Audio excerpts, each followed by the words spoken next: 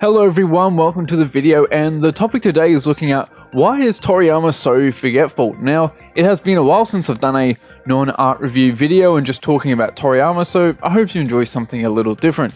And as usual, the featured artist for today is Kugo1305. He has got a lot of great work and I'm sure he would appreciate your support, and the link to his account will be in the description. And if you would like to feature in a video, tag me on either Instagram or Twitter and use this hashtag. Now, Toriyama is constantly chastised for being forgetful, such as the time he messed up Android 18's hair color and made it a light purple and thought that Super Saiyan 2 had Super Saiyan 3's hair. And even the common story that Toriyama completely forgot about launch, which is actually one that is more so a myth, and I did a video on some time ago, back in 2018 actually. Or you can check out the rumor guide on Kazenshu, which also details this whole topic if you're interested. But just to summarize some of the info on both sources, Toriyama provided the material for the anime filler in Z for her appearance. When Android 17 is giving energy, it was originally launched in the draft, and in the Namika, he did a Christmas special with her in it, etc, etc. But regardless, fans generally wonder how he could forget such important notes from his own story. I mean, he is the author, right? How could he get Super Saiyan 2 and 3 confused? And sometimes it's even chalked up to him being lazy or whatever. But the truth is, we kind of need to change our perspective and walk in Toriyama's shoes for a moment. And for many of you out there, perhaps you're a musician, illustrator, writer, content creator, whatever, and if you post up an illustration or a video perhaps that blows up on social media, it's how many people come about you and even identify you by. To you, the creator, it's more so just something that worked and happened to be popular, as there were no doubt multiple other creations which you released that never received that amount of praise or recognition, but you still may love, and that's kind of a similar case here. You see, Dragon Ball to Toriyama, it's among one of the many series he has written and illustrated, which he has been doing all the way back since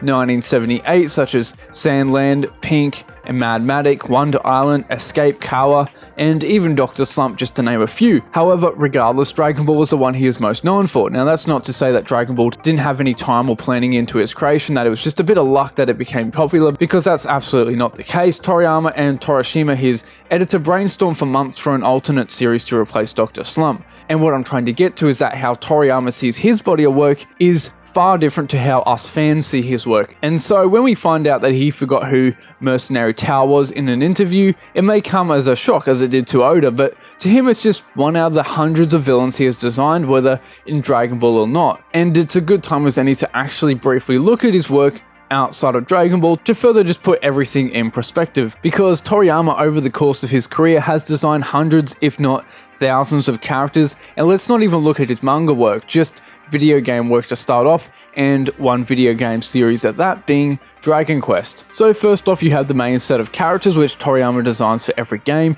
Then you have the main antagonists and villains, other major characters, generic NPCs, and all the monsters, which aren't always brand new every game, as you have recurring monsters from previous entries, although there are still a lot of brand new ones he designs every game. And in the context of this game, Dragon Quest V, there were also additional characters added for the PS2 remake, as well as recolors and even redesigns in some cases. But keep in mind, all the various characters I just showed are from one game. There are 11 games in the mainline series.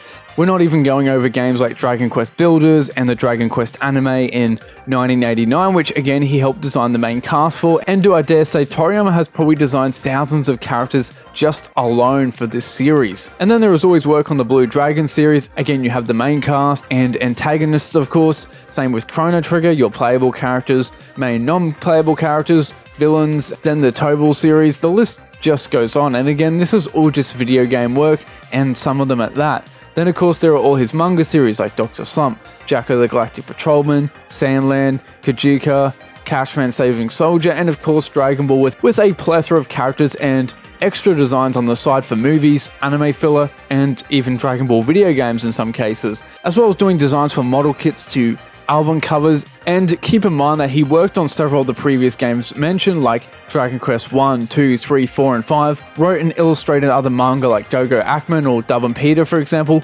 all while writing Dragon Ball. And so when you realize that he wasn't just working on Dragon Ball for years and years, there were many other projects he participated in during that time and since then, and you realize he has designed thousands upon thousands of characters for multiple series, it makes far more sense how he could make simple mistakes like mixing up a hair color, which is such an easy thing to do.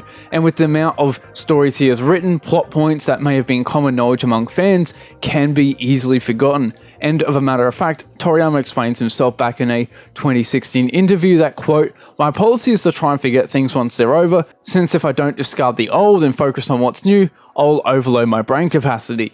He also mentioned a similar thing back in 2013, which I partly showed before, that, quote, "If I don't forget stuff, new ideas won't come along." And as I've shown with the plethora of work he has done over the decades, it's 100% understandable why. And well, with that final note, I'll end the video. Thank you all for watching, and show your support if you did by like subbing or chuck this video a like. And I gotta say, as a massive fan of his work and his style, it was really cool to find a stack of his work I'd never seen before. Like, I was familiar with his designs for the main cast of each Dragon Quest game and some of the villains, but I couldn't believe how many creatures and whatnot he has done for that series, like this bell monster called Dingaling and this capsicum thing.